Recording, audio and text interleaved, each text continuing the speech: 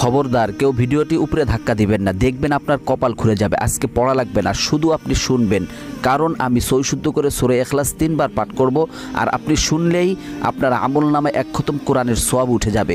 তো চলুন শুরু করা যাক। তো শুরু করার আগে যদি ভিডিওটি ভালো লাগে অবশ্যই চ্যানেলটি সাবস্ক্রাইব, ভিডিওটি লাইক এবং ভিডিওটি শেয়ার করার অনুরোধ করছি। তো চলুন শুনে আসি 3 বার। বিসমিল্লাহির রহমানির রহিম।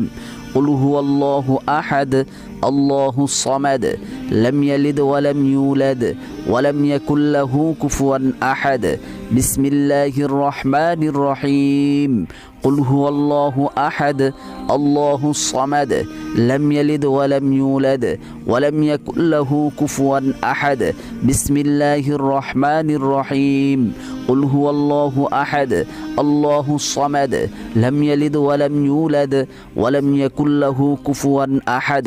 যারা শুনেছেন তাদের আমলনামায় 1 খতম কোরআনের সওয়াব উঠে গিয়েছে।